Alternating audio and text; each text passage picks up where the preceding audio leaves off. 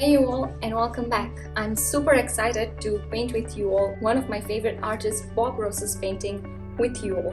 We are going to follow Hankins' tutorial and I'm super excited, so paint along with me.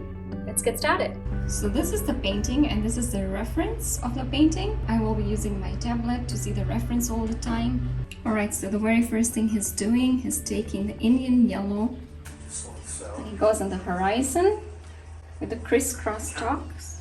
Bury the tip of the brush into the canvas and never really pick it back up. Bob calls these crisscross strokes, I sometimes call it a red. Now right above our Indian yellow, we're going to do the red. It's not always as easy as it seems when we're watching their videos. Bob's video or Nick's video, it looks very easy, but when you do it, it's not that great. I mean, it's not that easy. We have a restoring crimson. Over here, it's more like a pinkish color. More color. This is a crimson, nice name for color. Yes. Crimson. And we'll play a little bit of the scrappiness on the brush. Peaceful, serene day of the rain. Trying to retain a little bit of that black and blue brush. Mix them together. This one a little bit. And once more, with a little more.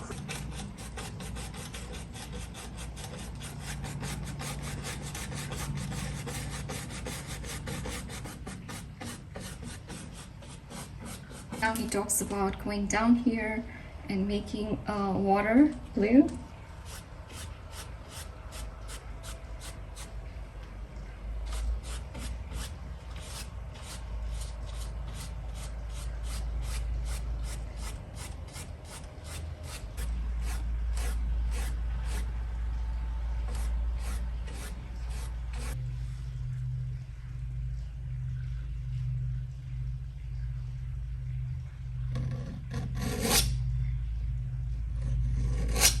Up to the edge and maintain a nice clean outside shape without blowing through it, creating little fuzzies or little trees on top of the mountain when I didn't intend to be there.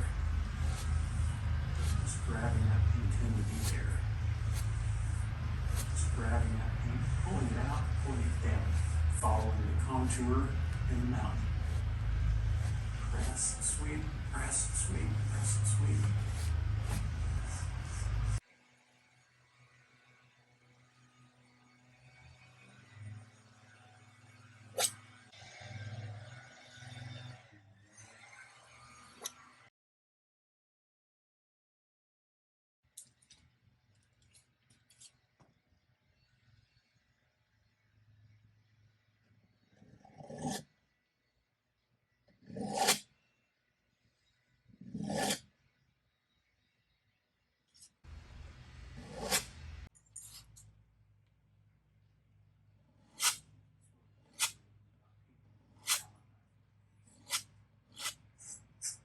Have you ever seen an elite pro trading floor? I want to blend this into the mist.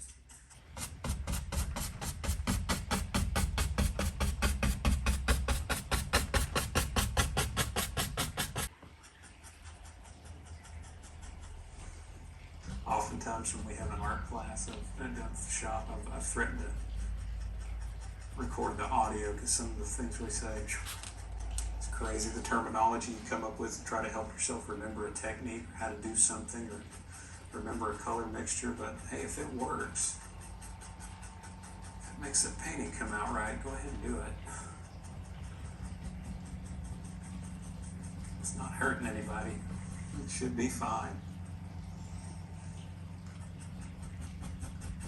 There we go. Now I'm just going to allow these to kind of hang down here on the bottom. They're just going to kind of come right on down.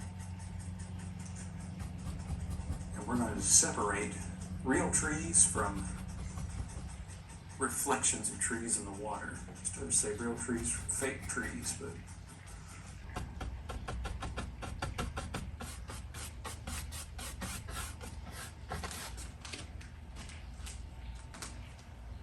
pretty, and that does work so well. That's like instant gratification when you're a painter. When something works that well, that quickly. It To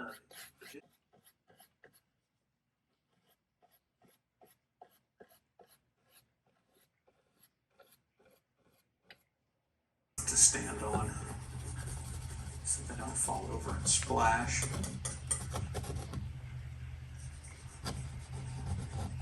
Keeping my knife very level, parallel to the top and bottom of the canvas as I do this. Even if your shoreline is coming downhill, just little bites at a time, and that'll get you there. We might even take our fan brush and come back and just lift up the top of that little edge back there. If it's too rounded away for just a minute, I'm going to come back to it. I know I will.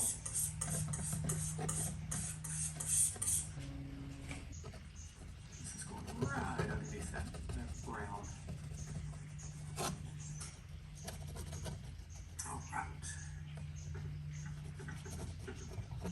Alright, let's get serious. Oh, I'm adding quite a healthy dose of mountain mixture of evergreen.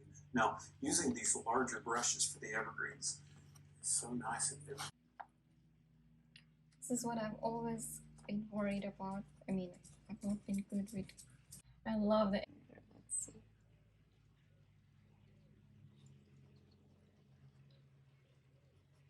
I went back to my fan brush because I think that's way more easier to use compared to the other brushes.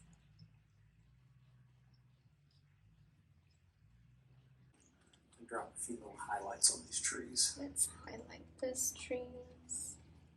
This also helps them stand out away from the background a little more. Of course, we're interested in that deep contrast. All right. All right, let's get crazy. And just push right into that canvas. Push, but don't let it slide. We usually refer to these as push-up bushes or push-up trees. All right.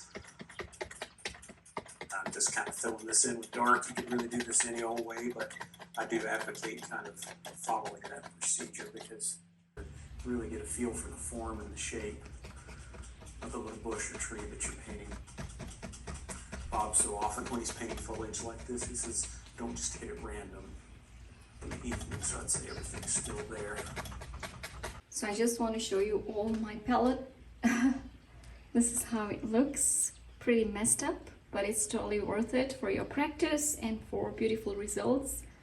So I'm just gonna grab another palette because I don't have time to clean this for now because we just want to continue finishing this details of this painting. But look at this, guys. Wow, what a disaster. Over here.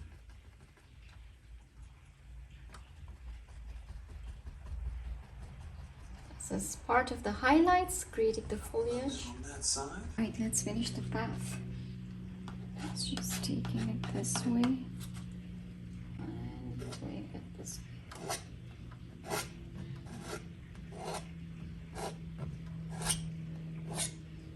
Oops. I've never used this before, so it's quite difficult. And what I noticed is he doesn't have the sharp point knife. There, the edge is smooth, and I did a mistake getting a wrong knife. But however, it did its job a little bit. However, it's quite scary. You don't want the sharp point to go inside the canvas. Tree trunk. It was difficult to create the path, so I'm definitely not happy with the way how this turned out. But let's see what else is doing. Alright guys, so I'm done with this painting. For first time painting Bob Ross's painting, I wouldn't say it's that bad. However, he uses oil painting. I decided to use acrylic painting. In my next video, I will try to use oil painting because I've never used wet on wet paintings.